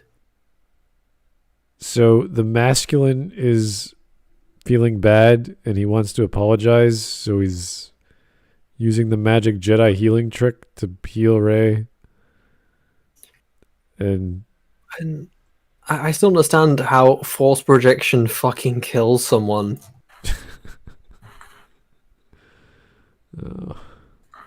Coming to a close. you see, Leia was biding time the same way Luke was in TLJ. So Rey could do the behind the reverse grip maneuver kill shot or something. Or something, indeed. Rey develops a new golden lightsaber. This brings us to the rise of the goddess within, reflecting Luke, who designed his own green lightsaber at the beginning of Return of the Jedi. Finally... Wait, that's... Goddess within? How did... what? Wait. What? Luke also developed the goddess within, you know? Wait, stop! What are you talking about? How is she a goddess? Wait, what? How? How is she a goddess because she made a lightsaber? That's something that all Jedi do. Fucking Padawans do it. Where is this guy going? How is she a goddess? Obviously, Anakin was a goddess when he created his lightsaber. Yes. And like even still as Vader, he's a goddess. He's the greatest. He's the Aphrodite of the Jedi. Oh, God. Sith. Rey naming herself Skywalker. Personally, this scene struck a beautiful note within me because it reminded me of myself. How? In case you forgot who you were. Are you called Skywalker? Are you going by a fake identity? Are you a goddess inside? I love identity theft. I'm really a Skywalker. I do identity theft. I can relate with that. I'm Batman. I've always been Batman on the inside, and now someone else is. I can really relate to this character. I haven't felt like I truly had a last name since I was 4 years old. Wait. I can't. Wait. He hasn't had a true last name since he was 4 years old. This scene struck a beautiful note within me because it reminded me of myself. I haven't felt like I truly had a last name since I was 4 years old. Because I too have gone through a journey of not feeling like I belonged, and then finding a new name for myself. That said... Wait. Okay. What? Okay, that means several things. One, you got a new family, someone got married, and then you got to change your name or whatever. Okay, so you had a divorce. Maybe. Two, you legally changed your name because you're crazy. Three, someone married you, and you picked up the name. You were unhappy with that relationship, and the only time it meant something was when... He's saying since he was 4 years old, so he couldn't have been married when he was 4. No, but I mean later in life. So like something else happened where they experienced a name change and didn't mean anything to them. Well, but you're saying that he could have gotten a name and then by getting married, and then he wasn't happy with that. Unless he was married at 4 years old, I don't think he could have that. I mean, let's imagine this person got married later in life, but that name change did not have that much value to mean anything. It's just a name. It doesn't mean anything. So we're comparing it to a valueless action of the same type. This is also feeling very much like the Last of Us 2 argument. It's like, my father died, and this rang an emotional moment to me as I saw myself as Ellie.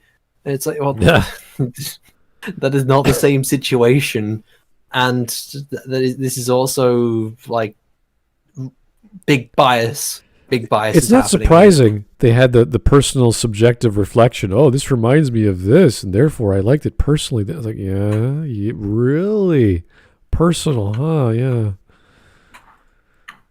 Rey stepping into the name Skywalker is akin to her stepping into her power, bringing an ending to the old story and a new beginning at the same time. No, it isn't. There's no example of changing your name equals stepping into some authority figure or hidden power or confidence. It's just I'm now this person. It's like what a strange thing to say. I am Marcus of Toronto. I'm stepping into my power of like what is that? Like what does that even mean? Naming yourself does not grant you power. It might boost your ego, but that's just a feeling. It's not real. While we may not ever see Rey again in Star Wars, she will stand as an inspiration for Force users everywhere, and especially women and girls around the world, as a demonstration of the power within them. While Rise Girls of just Skywalker have might not be- amazing abilities at base. Yes. Okay? And if you don't, then I'm sorry, you can't be like Rey, your hero. Who the hell is inspired by Rey as a girl? I want to know these girls. What has Ray ever worked so hard at to achieve? I mean, like, you can look at so many other characters in fiction which have actually worked really hard to overcome flaws and, you know, trials and tribulations. And then you get Ray, who doesn't do any of that. Maybe if we show them Very- episode 4. I mean, if you're over the age of 5, you probably don't see Ray as an inspiring figure. Yeah, like what did she try to do at the start of the movie? She tried to meditate to connect to the Jedi. She couldn't do it. What happens at the end of the film? She dies or is about to die or whatever, and the Jedi contact her. So she never actually overcame a hurdle. She never actually did the thing she tried to do. Someone gave it to her. How is that uplifting to girls? Just hang around. You're awesome the way you are. Someone's going to come by and just give you the thing you need. That sounds like a conservative view of women's behavior. A knight in shining armor will come out and you'll get married and have a bunch of kids and a big family, and it'll be great.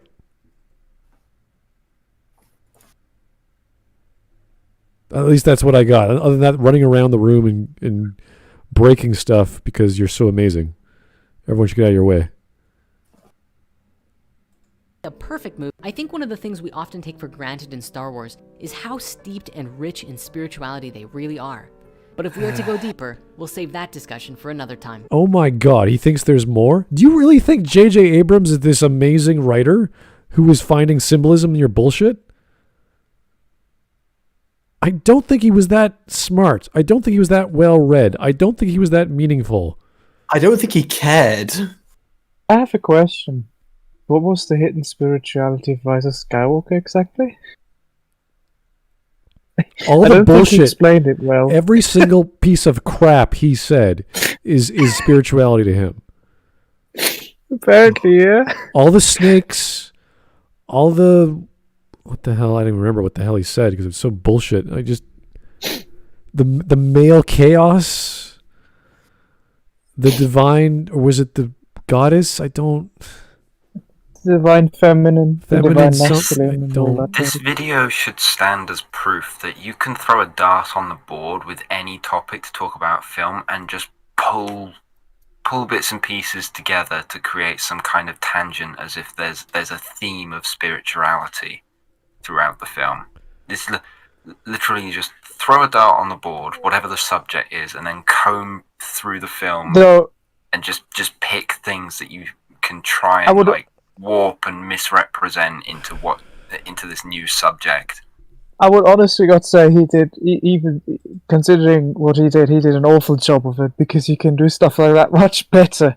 It would still be, nonsense mostly, but at least stay focused on one thing. And not just try to combine every spirituality possible to make Patching sense it of through. something. Oh God, I'm trying to close up the stream here. I'm just like, my brain is blank. I'm like, what the hell? Okay, jeez, what to say? That was crap. That was a big pile of crap. That was the worst crap we've had this year. I mean, Maggie Mae Fish is nuts, and we can laugh at her because she's crazy. This guy actually believes this shit. And he jokes around. He's, this is a personal story. My I don't God, understand 1 million the subs. This guy. bullshit with his name. Also, it's kind of weird. This guy has Message like a coming in. million subs, and this Patching it video, through. which came out, how long ago? This isn't his most recent video. There's been a few. His videos are only getting like 10K views. Yeah, this That's was interesting. this year in May. This It came one out came out when? this year May. So this has been out for quite a while. So he's got a million subs, and like he barely gets 10K views on some of these. Sometimes they'll get 20K. Sometimes there's 70 there, 45. Yeah. But he really doesn't have a consistent viewing rating with his subscriber count. Hmm. My goodness. I mean, even fallen like 100 subscriber YouTubers get more views than this. Well, he's got his bizarre retard audience. I mean, good. It might be bought because the audience goes up in like 50 or like 500 amounts. So like for December the 1st, December the 2nd, December the 3rd, December the 4th, 5th, and 6th. There has Always been an exact 500. 500 gain in subscribers on each day. Really? And then Oh, that's fascinating. on November the 30th, there's 333 subs added. On November the 29th, there was 334 subs. On November the 28th, there was 333. On November the 27th, there was 333. On November the 26th, there was 334. On November the 25th, there was 333. On November the 24th, there was 333. That's and then a very consistent growth. The 7th, 8th, 9th, 10th, 11th, 12th, 13th, basically the rest of the month, this month, after the 6th of December, Message coming in. there has been Patching it through. barely 1 or 2 subs on each day. This is a bizarre subscriber gain.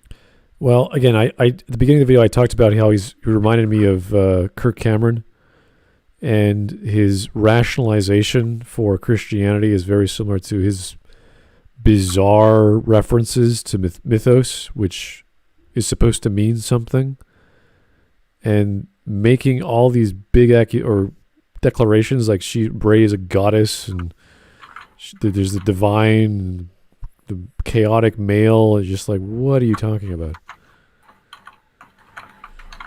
It's not even using a lens; it's using a kaleidoscope. You're just like looking through it and going, "Whoa!" That's perfect way to describe it. Because if he at least used quote unquote a lens, then there would be more to talk about than just what the fuck. Yeah, it's like the kaleidoscope of mythology from the world, as opposed to someone using like a political lens or a feminist lens. Like that's like a one sort of narrow view. Like, okay, you could focus on that topic, and maybe we can learn something that way. But this is just spin that kaleidoscope and go, okay, we're going to stop on Norse. Even then, some lenses don't make sense with some pieces of art. Yeah. Okay, well, let's just read some super chats, talk a bit amongst ourselves, and we'll call it a day before we hurt ourselves. You hear any further? He has 2 live streams going on right now, which are going on in sync with 50 viewers each. One of them is just music looping, the Transcendence Radio, music for your raising your consciousness. And then he has What's Spirit that about Science transcending what now? It's just music, the spiritual music, and he just loops that. And what's this Mobius one? What the fuck is this person? The Oh my god, major... this is almost an extra credits animation just being played live on loop. Here it is. Look, it's just. Oh, Möbius. Okay. What is this? It's going to drive you insane. No. So he's just playing videos live on a loop. link in chat so chat can see? It's basically when a human will turn him or herself into kind of like a phone for beings of higher consciousness and people to communicate. A channeler can choose who or what they want to channel, as long as the other party has an interest in communicating. This is being streamed live. Channeling can begin. Now don't worry, there's no possession or anything harmful taking place here. The body is still under the complete control of the channeler. Become an The channeler initiate? and spirit are Link communicating in the through thought. description? Messages are communicated on levels of emotion and thought rather than spoken word. The channeler will then decipher what the spirit tells him into human language. Is this Contrary to Scientology? popular belief, entities do not generally use human Honest language God, I want to because it see is what that considered link awkward and clumsy. leads me to. The majority of this message is conveyed through an elegant series This has of been sensory going for fields. 10 hours. Let's talk about animal communication, because this is a form of channeling that you yourself can do. Channeling pets is one of the easiest forms of this art. Pets, of course, Channeling do not use human pets? language, but they have a strong desire to communicate with humans. A small disclaimer, if you're planning on trying this, it's also Oh helpful to god, charge your third eye oh, chakra, there as we are talked about in lesson two. links! It will assist with your mental connection to them. You'll want to practice on a family pet before taking a leap How do I to anything pause else. this? Oh god, it Having a is dog like who is familiar with you is Scientology. the best place to begin. I can't Pets pause are a it. tad more No, I'm difficult not because they can joking. choose what they want to listen to. Someone pause Family it. dog can be easier as they are pack animals and will be more apt to tune into the leader God, of the make pack, it end. which is you. So let's go over some of the basic steps to do this. It won't stop. Start by taking It's your just dog let into me a quiet stop room. it now. Sit on the floor next to him, or if he's Okay, great. Oh, fine. Dear God. Has this been... how has he made like 10 hours of animation content for that one I think stream? it's. I think what it is it's all of his videos playing on loop constantly. It is, isn't it? Yeah, I'm looking at the thumbnails for some of them, and the same thumbnails are cropping up in like The live stream. that they are on the live stream. Wow. Okay, let's never talk about this guy ever again. That was not. Jesus Christ, that is one fucking rabbit hole. Oh my goodness. Wow. So it is I like mean, legitimately a cult. Fair play to him. He's found a niche that I don't think many people are talking about, but it's kind of odd. All right. Let's just go through super chats and just end it because I'm really tired of this guy. Edax, he mistakes mythology for spiritualism. I think he mistakes many things for many things. I don't think it's just a problem with mythology. I think it's many things in life. Oh. Walt, how's it going, Walt? Hello, boys. Smud, you need to get on stream with Drinker or Az. Okay, I don't know who Az is, but I think I know who you're talking about with Drinker. The critical drinker, obviously. Yes, another British And fellow. as is Hughes versus Babyface. Yeah. All right. Wolf again. This nonsense is a result of creators like extra credits, flowery horseshit that rarely holds any water. This is worse than extra credits. Extra credits, at least, is like we are politically minded or we do bullshit about politics. This is crazy spiritual mumbo jumbo. And then seeing through this crazy lens and just splitting it out or just shooting it out into like, oh, look at this movie. It's got this connection here. And look at that. Look at this story. It reminds me of Jesus on the cross. You're like, what? No, stop it. So, yeah, no, this is really a waste of everyone's time. And how he gets all these views, I don't want to know. I don't care. Scary stuff. But hey, YouTube, he's not breaking any rules. He's doing God's work, right? He's doing all kinds of wonderful stuff. So. Apart from that God hasn't actually provided him his subscribers, paying for them has. Oh yeah, is that how it works? Well, we'd have to assume because again, the rates in his channel, which they grow subscribers, is extremely suspicious. It's very, very consistent, but it's also a very odd number. Yeah. It's like it's Well, almost, it's just 500, 500, 500, 500, 500, 500 over. It's just odd that it's like the same number for so many. is it every month? So again, the way I was comparing it is in days, is because I use what's this called? TubeBuddy. That's it. TubeBuddy shows me the increase in subscribers in comparison to my own. So it shows me that for the beginning, again from the November the 24th to November the 30th, he had almost exactly the raise of 300 subs. I don't know what's the like 333 subs each day, almost exactly. only the odd extra one subscriber, and I can't see before the 24th. From December the 1st to December the 6th, there was exactly 500 subs each days. And then after that, it just drops off to nothing. Strange. Okay, well, let's guys, next time you want to recommend a video, don't recommend. I don't think there's any value to like this was nonsense. This was absolute crap. Certainly no value that we're going to gain anyway. Like with Maggie May, it's so crazy, and you actually believe she thinks this. I'm sure this guy thinks this too, but this is like religious levels of nuts. And there's no... Well, it's cult level of nuts. Yeah. Like with Maggie May, oh, okay, she's a left-leaning ideologue, and she wants to bash on whatever. It seems that this channel does a lot of pinching from other people, like ideas. So have you ever seen like the I can't remember what the channel is that channel that does it. It's the pitch meetings video, where they take the piss out of like the pitch meetings for certain films. Yeah, I know. And he used that reference. He used that reference about how she got the dagger. Barely an inconvenience. That's a call from that. That's a call back to them. Yeah. And he almost like there is a 1-for-1 animated recreation of that. And there are many times in like his feed that he's just taking something from something else. Again, the video we were just watching was taking a lot of elements from extra credits. You know, the whole idea of he's on a podium and he's talking as a little cute little animated character. I didn't think that. Screen Rant. That's the Screen Rant that does it. The Hidden Spirituality of Lord of the Rings. An hour long. Oh, God. Jesus. Well, I guess I'll order some takeout food. Oh, dear. Yeah, so you see a lot of these channels where they just take ideas from other people and just try to copy them. There's like 1 billion and one he puts, like copies. He puts all this super spiritual spin on everything.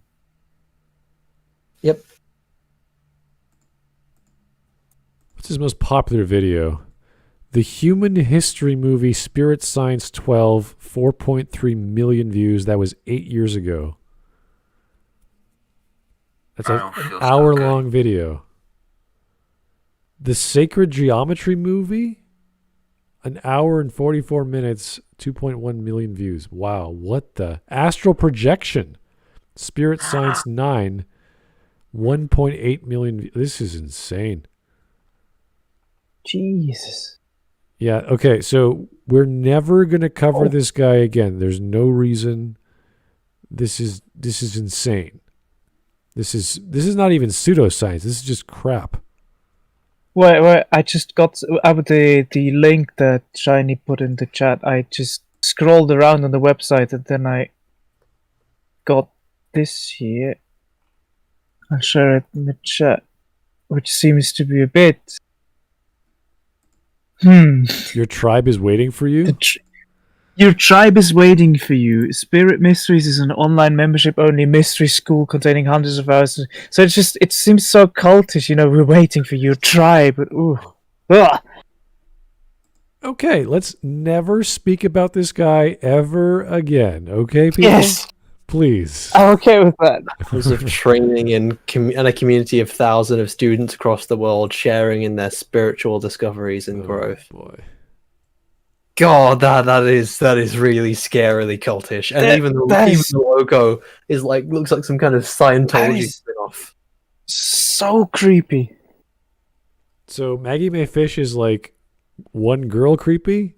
This guy's like cultish spirit soul creepy. Okay, we're gonna never think about that again. So, thanks, guys. Sorry for scaring the shit out of you. I'm a little choked up because I couldn't believe the crap I was hearing, and I had to take a break. But if you want to recommend videos, please do so in the suggestions section as usual. Please vote again for tomorrow morning. I believe this was number 3 or 2 in the voting.